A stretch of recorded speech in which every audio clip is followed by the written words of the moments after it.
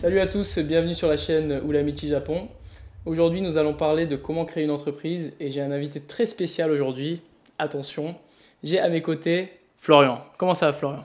Mais très bien, Chablis. Et toi donc? Écoute, je suis très content de te retrouver ici. Alors, tu vas nous parler de ton vécu et surtout ton expertise sur Mon l'entrepreneuriat.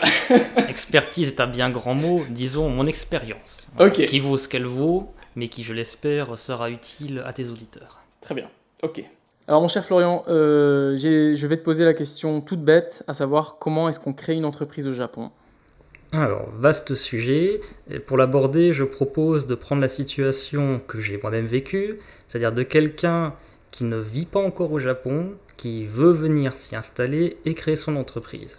Comment D'accord. s'y prendre? Donc, tout d'abord, il faut savoir que pour créer une entreprise au Japon, il faut y être résident, ou alors avoir quelqu'un qui vous représente. Mais bon, là, on part dans des solutions plutôt, on va dire, pour les grosses entreprises, parce que ça coûte très cher. D'accord. Donc, dans le cas d'un entrepreneur, le mieux, c'est quand même de venir s'y installer. D'accord. Donc, on ne peut pas créer d'entreprise avec un visa de touriste. Il faut avoir un visa qui va dire qui vous autorise à rester sur du moyen ou long terme. Donc dans mon cas, je suis venu avec le visa vacances-travail, puisque j'avais moins de 30 ans.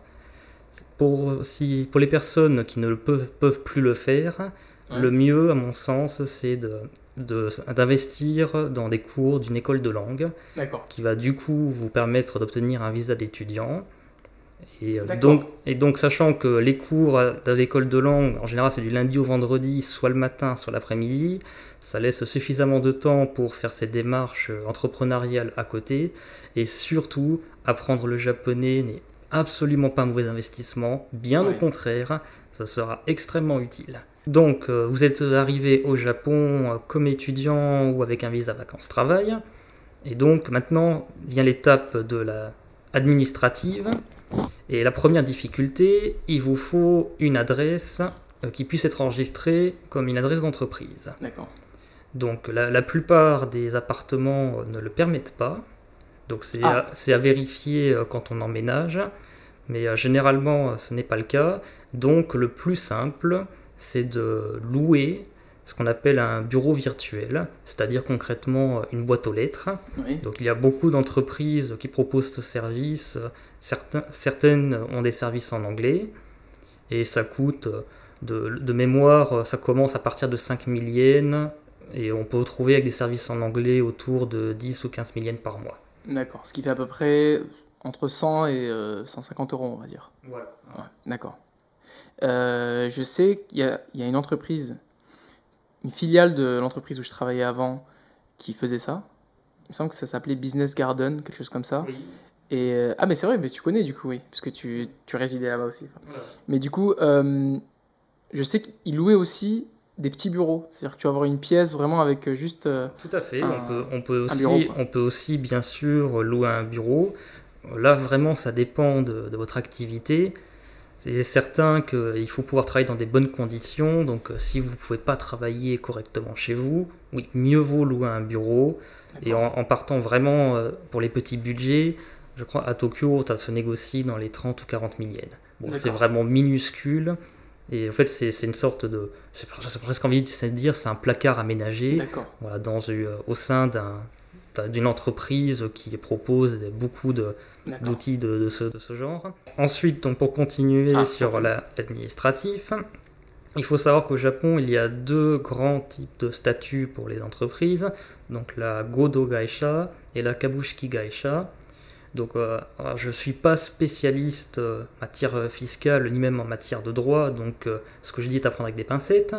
Pour ce que j'en sais, la Godo Gaisha, c'est une structure plus simple, plus souple, moins chère, mais considérée comme étant moins crédible. Disons, c'est plus associé aux artisans ou aux petits business. D'accord. La Kabushiki Gaisha, c'est la structure classique qui peut correspondre aussi bien à des énormes entreprises qu'à des petits business et qui a l'avantage d'être assez flexible, notamment en matière de partage des parts. D'accord. Donc pour des gens qui ont besoin d'investisseurs, mieux vaut une Kabushiki Gaisha. D'accord. Ou même de manière générale, quand on va travailler avec des grosses entreprises, mieux vaut une Kabushiki Gaisha parce que ça paraît plus crédible et D'accord. professionnel. D'accord. Kabu, ça veut dire part de marché en fait en japonais. Hein. Voilà, C'est ça, hein, oui, voilà, c'est part de l'entreprise. Oui. D'accord. Et Godo, il me semble que ça veut dire une sorte d'association. Enfin, c'est un regroupement de plusieurs entreprises, il me semble. Hein. C'est un regroupement de personnes qui font une entreprise. Voilà. D'accord. Après, j'ai peur de dire des bêtises, donc D'accord. je vais éviter de trop rentrer dans les détails. Ouais. Et se pose aussi une question qui est, vaut-il vraiment mieux créer une entreprise ou Oui. travailler comme indépendant?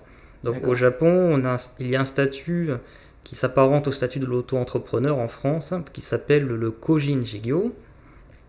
Et donc là pareil, je ne vais pas trop rentrer dans les détails, mais disons que le Kojin Jigyo, forcément c'est la structure la plus facile à mettre en place, la plus souple et la moins chère. D'accord. Donc pour la plupart des activités, on va dire qu'ils ne nécessitent pas des gros investissements, et à condition d'avoir des revenus qui ne dépassent pas 10 millions de yens par an, ce qui commence à faire déjà une jolie somme. Ça fait à peu près 80 000 euros. Voilà. Voilà. Donc ça veut dire que si on touche moins de 80 000 euros, on n'a pas énormément de frais à payer. voilà. Donc, D'accord. il peut être plus intéressant de ne pas créer d'entreprise et de travailler en Kojin Jigyo. D'accord, mais est-ce que ça correspond pas quand même à une création d'entreprise si tu passes en statut? Disons que c'est une activité. Voilà. D'accord. L'entreprise, c'est une forme juridique, D'accord. et le Kojin Jigyo, c'est une activité de service. D'accord. Il y a quand même une déclaration à faire. Donc il y a une déclaration à faire, c'est juste un formulaire à remplir. Si vous lisez couramment japonais, ça se fait en 30 minutes. Et après, une fois par an, on va devoir déclarer ses revenus, ses activités. Alors là, c'est plus complexe forcément. Et donc, pour les gens qui ne sont pas sûrs, mieux vaut se faire assister par un comptable. Mais bon, j'y reviendrai. D'accord. Pour la déclaration d'impôt en fin d'année. Okay. D'accord. Alors pour parler simple, quand tu es en Kojin, quel corps de métier correspondrait plus au métier de Kojin? C'est plutôt pour les professions libérales, mais ça peut être aussi pour des informaticiens indépendants, traducteurs, interprètes, guides touristiques. Donc où il n'y a pas de matériel en fait. Voilà, ou alors il y a peu de matériel. D'accord. Et ça ne justifie pas les dépenses de la création et du maintien d'une entreprise, puisque comme je le disais, il y a des frais comptables, il y a aussi des impôts à payer. Donc même si votre entreprise fait zéro profit, vous avez quand même une taxe, la corporate tax en anglais, qui à Tokyo est de 70 000 yens par an. Ah, 70 000 yens. Alors ça va, c'est 500 euros quoi. Voilà, c'est pas énorme, mais voilà, c'est aussi à prendre en compte. Et puis surtout, il faut payer le comptable pour faire le bilan, etc. etc. Donc pour des activités, on va dire, de personnes indépendantes, idéalement, il vaut mieux être en Kojin Jigyo. Moi, j'ai fait le choix de l'entreprise parce que je faisais de l'import-export et que c'était extrêmement compliqué de faire ce que je voulais avec un statut d'indépendant. Voilà. Donc pour en revenir à nos démarches administratives, donc une fois qu'on a choisi son statut, franchement, je pense que la plupart des non-japanophones natifs préféreront faire appel au service de quelqu'un qui crée l'entreprise pour eux. Donc au Japon, on appelle ces personnes les gyosei shoshi. Okay. Donc un statut, voilà, c'est conseiller juridique, je crois. Donc ce sont des gens avec un statut qui s'apparente à celui des avocats, mais spécialisés dans les démarches administratives. Donc généralement liés soit à la création d'entreprise, soit à l'obtention des visas. Donc c'est ce que j'ai fait. Je suis passé par les services d'un gyosei shoshi, qui m'a donc expliqué, donc là aussi il y a des choses intéressantes à savoir, on va dire, quand on crée son entreprise en matière fiscale. Si on a plus ou moins de capital, on ne va pas être assujetti de la même façon, enfin bref, je ne vais pas rentrer dans les détails. Oui. Disons que le fait de consulter un gyosei shoshi, c'est aussi une sécurité de savoir qu'on va monter son entreprise de façon convenable et éviter de faire des bévues qui par la suite vont vous coûter très cher. Parce qu'il est toujours plus difficile de corriger quelque chose que de prendre le temps de le faire bien dès le début. D'accord. Donc ça, c'est vraiment pour la création. Voilà, pour la création. La procédure voilà, donc après administrative. Voilà, donc le Gyosei Shoshi va se charger des démarches. D'accord. Voilà, donc y compris la création du Inkan. Le Inkan, c'est très important au Japon, c'est un sceau, en fait, le sceau de l'entreprise. Une espèce de petit tampon. Voilà, un petit tampon, exactement. D'accord. Le Gyosei Shoshi se chargera de tout, normalement. D'accord. Et donc, au bout de 3 semaines, et en comptant, donc pour le Kabushiki Gacha, autour de 300 000 yens. Ce qui fait donc 25 grosso 000 modo, 2500 euros. Ah, pardon. Voilà. Donc ça, c'est les frais qu'on va devoir payer à cette personne. Voilà, inclus donc les frais du Gyosei Shoshi, plus les frais de création d'entreprise. Voilà, de création d'entreprise. Donc, voilà, donc après, c'est en gros 300 000 yens. Ça y est, vous avez votre entreprise dûment enregistrée. Et donc, vous pouvez commencer vos activités ou, comme dans mon cas, chercher un local. D'accord. Alors, juste une petite question, parce que là, on rentre dans les frais de création. Mais d'après mes recherches, pour créer une Godo Gaisha et une Kabushiki Gaisha, on a besoin quand même d'investir une certaine somme au début, me semble-t-il. Non, le montant minimum pour le capital est de 1 yen. Donc il n'y a pas besoin d'un... Je suis certain. Par contre, oui, il y a des frais légaux. Donc ce que j'évoquais tout à l'heure. Donc on est obligé de payer ces frais légaux. Après, le montant de l'investissement, on le choisit soi-même. Mais enfin, mieux vaut quand même mettre un minimum. Parce qu'après, sinon, ça va entraîner des complications fiscales. Et puis surtout, en termes de crédibilité, c'est pas génial. D'accord. Mais alors du coup, toi, combien est-ce que tu conseillerais pour créer une entreprise ? Ça dépend complètement de son activité. D'accord. Si, voilà, entre une personne qui va travailler depuis son ordinateur et qui a besoin uniquement d'un PC, d'un téléphone, et une personne comme moi qui va faire de l'import-export, les besoins sont évidemment radicalement différents. Donc voilà, j'ai pas de chiffres en particulier à donner, mais je dirais encore une fois qu'il faut prévoir au minimum de vivre sans revenu pendant 1 an. D'accord. Ou alors d'avoir des revenus annexes. D'accord, très bien. Eh bien, je pense que tu voulais rajouter quelque chose en plus de ça ou Oui, très rapidement, évoquer aussi la comptabilité. Ouais. Donc, pour les gens comme moi qui n'y connaissent rien et qui s'arrachent les cheveux rien qu'à l'idée de devoir le faire, vous aurez besoin d'un bon comptable. Et là encore, c'est quand même mieux d'avoir un comptable anglophone. Parce que la comptabilité, c'est quand même des termes techniques, et puis surtout, c'est extrêmement important. C'est la vie et la mort de votre entreprise. Donc voilà, juste pour donner une idée en termes de frais, disons que ça dépend bien entendu de la structure, des besoins. Si vous êtes capable de faire une partie vous-même, au moins les écritures basiques vous-même, ou si vous voulez absolument tout confier au comptable, ce sera différent. Mais en me débrouillant pour faire les écritures basiques moi-même, donc que ce soit via Excel ou via un logiciel, et en donnant, on va dire, les reçus triés et propres, ça me coûtait entre 300 et 400 000 yens par an. 300 et 400 000 par an, laisse-moi calculer, ça fait... Grosso modo, entre 2500 euros et 3500. D'accord, par an. Par an. C'est correct. Voilà, mais encore une fois, c'est vraiment dans le cas d'une entreprise avec des petits besoins et où la personne se débrouille pour faire le maximum par elle-même. Pour faire le travail en amont, parce que je pense que le travail d'organisation, de trier déjà les papiers pour le comptable, ça doit être terrible, quoi. Bah oui, et comme les comptables, ils facturent en général à l'heure, pour ce genre de travail, si vous leur donnez des papiers en vrac, rien trié, oui, forcément, ça va vous coûter extrêmement cher.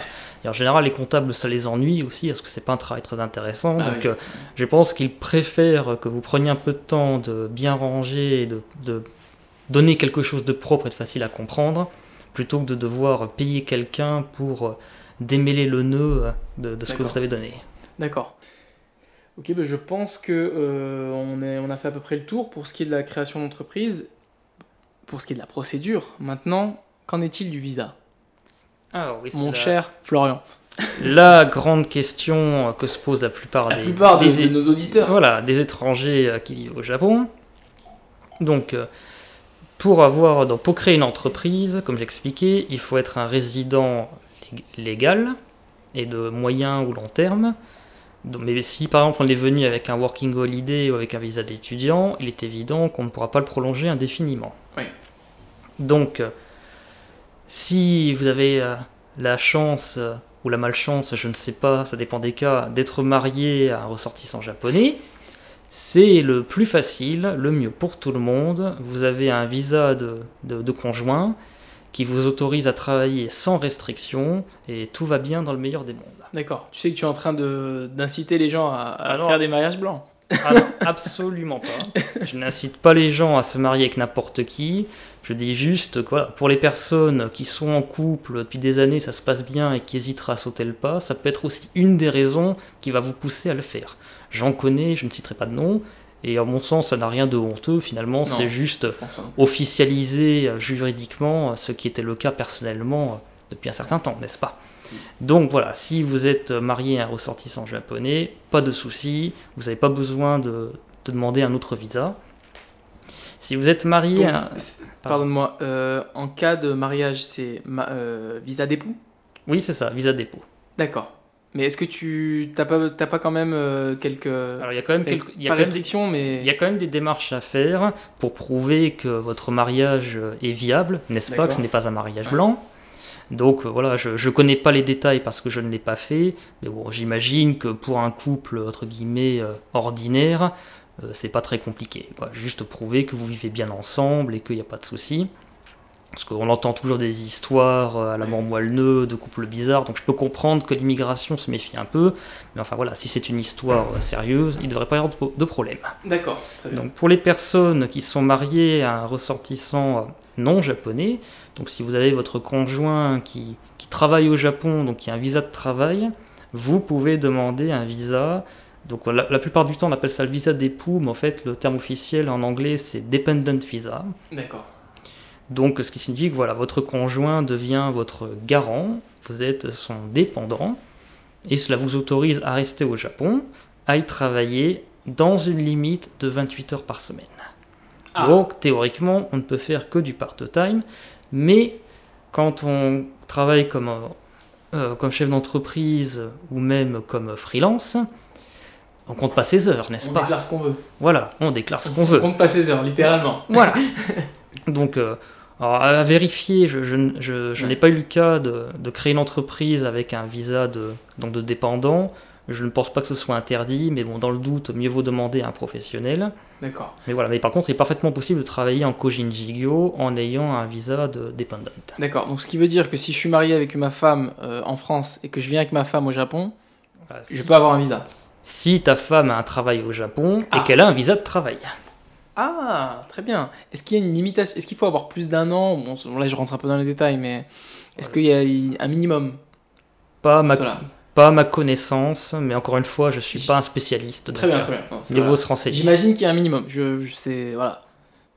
J'imagine parce que si tu as juste un visa d'un an, c'est limité, quoi. Après, bon. Bah en fait, le visa qu'on accorde aux dependent est calqué sur le visa du conjoint. Ah, très bien, ok. Donc ça s'annule quand le... Donc en fait, voilà, quand le conjoint renouvelle son visa, le dependent va le renouveler aussi. D'accord. Mais c'est très bon à savoir, ça. Je veux dire, c'est... Et bah c'est pour ça que je suis ici, n'est-ce pas ? Ok, donc ça c'est... Voilà, donc là tu nous as donné deux cas. Voilà, deux solutions. Voilà, où donc vous n'avez pas de visa lié à votre entreprise ou votre activité, dans le cas d'un Kojin-jigyo. Oui. Maintenant, les choses qui fâchent, si ce n'est pas possible, que vous avez besoin d'un visa par votre travail. Donc, alors pour le cas des indépendants, j'ai entendu des histoires des gens qui ont réussi à s'auto-sponsoriser, enfin qui auraient convaincu l'immigration japonaise que ce qu'ils étaient tellement bien qu'il fallait qu'on leur accorde le visa. Wow. Enfin pour moi c'est comme le Yeti, on dit que, je ne connais pas de personne comme ça, je n'y crois pas. Alors. Donc en théorie, il n'y a pas de visa pour les travailleurs indépendants. Alors moi souvent ce que j'entends c'est que les travailleurs indépendants utilisent l'un de leurs clients en fait qui les sponsorise. Tout à fait, c'est une option. Donc si vous avez un client, un bon client quand même, parce qu'il faut qu'il soit prêt à s'engager pour vous, mais oui, vous pouvez parfaitement avoir un client qui va vous sponsoriser. Alors après, pour les détails, mieux vaut voir avec un Gyosei Shoshi parce que les procédures peuvent être complexes. Il est aussi possible de passer à ce qu'on appelle le portage salarial, c'est-à-dire que si par exemple vous avez un client mais qui n'est pas au Japon, donc imaginons vous avez une entreprise en France qui cherche à embaucher un représentant au Japon mais qui n'a pas de structure, cette entreprise donc va utiliser le portage salarial, c'est-à-dire qu'elle va faire appel à un cabinet de comptable ou consultant. Donc ce cabinet au Japon va vous embaucher en tant que consultant et va vous détacher pour travailler pour cette entreprise. Donc en fait vous aurez un double contrat donc avec l'entreprise de comptable consultant qui vous fournit le visa et qui vous détache pour travailler pour l'autre entreprise qui elle à son tour vous fournit un contrat de travail. D'accord. Est-ce que c'est avantageux ça pour les entreprises qui sont en France et qui veulent avoir un expatrié Je ne connais pas les détails. Pour ce que j'en sais, si vous avez peu de personnel, ça coûte moins cher que d'avoir une structure sur place. D'accord. Si vous commencez à avoir plusieurs employés, je pense qu'il vaut mieux passer le stade de la création d'une filiale au Japon. Voilà, mais bon, là on rentre dans des sujets que je ne maîtrise pas assez bien. Très bien, très bien. Juste pour revenir sur le cas des Kojin, alors moi j'ai un pote qui travaille, qui fait comme moi, qui fait de la vidéo, et son entreprise, ou du moins son client, devait s'engager à travailler avec lui pendant plus d'1 an, il me semble. Il me semble que c'est l'une des conditions. Je t'avoue que je ne connais pas, donc je peux pas te dire si c'est vrai ou non. Il me semble qu'il y a un certain montant. C'est fort probable, oui, qu'il y ait quand même un minimum de conditions pour s'assurer du sérieux. Mais donc voilà, pour en revenir à ce qu'on disait, donc il n'y a pas, à ma connaissance, de visa pour les indépendants.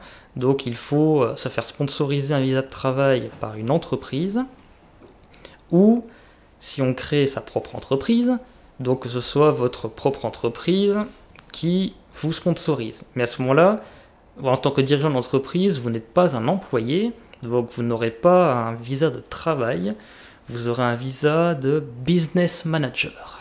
D'accord. Donc voilà, un visa qui vous autorise uniquement à être le dirigeant de votre entreprise. Business manager. Voilà, exact. Et donc, pour obtenir ce visa de business manager, c'est compliqué, cher. Il faut investir, à l'heure actuelle, c'est 5 millions de yens. Pardonne-moi, c'est pas le visa d'investisseur, ça, par hasard? Oui, c'est ce qu'on appelle le visa d'investisseur. D'accord. Le vrai nom en anglais, c'est business manager. Okay. Voilà, et donc, tu dois être sur place? Ah bah oui, forcément. Et voilà, et donc il faut être sur place. D'accord. Et donc, il faut investir au moins 5 millions de yens, et surtout, il faut fournir un business plan précis et qui ait l'air crédible pour prouver que vous n'allez pas perdre d'argent, que votre entreprise va très bien marcher et pourra payer votre vie sur place sans problème. Ok, donc ça paraît quand même assez compliqué. Donc voilà, mieux vaut encore une fois, je pense, faire appel à un Gyosei Shoshi. Donc dans mon cas, ils ont été très efficaces, ils m'ont beaucoup aidé pour mettre en place le business plan, faire la traduction aussi, et tout un tas de choses qui font que je suis content d'avoir utilisé leur service. C'est pas donné, bien sûr, mais malheureusement, ça fait partie des coûts incompressibles quand on crée une entreprise et qu'on ne parle pas suffisamment bien la langue locale. D'accord. Et honnêtement, même pour les gens qui sont natifs, c'est quand même assez compliqué. Donc beaucoup de gens, même japonais, font appel à des Gyosei Shoshi. Oui, puisque j'imagine le cas standard, on va dire un Français qui est marié avec une Japonaise, et qui va se faire aider par sa femme pour tout ce qui est administratif. Mais j'imagine que même pour sa femme, ça va être compliqué. Voilà. À moins que madame s'y connaisse bien, mais en général, si vous n'êtes pas sûr de vous, encore une fois, mieux vaut investir. Pour moi, ça fait partie, j'y reviendrai après, mais ça fait partie des prérequis pour espérer lancer son activité. Ok. Très bien. Je pense qu'on peut clore cette première partie sur comment créer son entreprise. Et je te propose qu'on passe à la deuxième partie après cette petite coupure. Très bien. À tout de suite.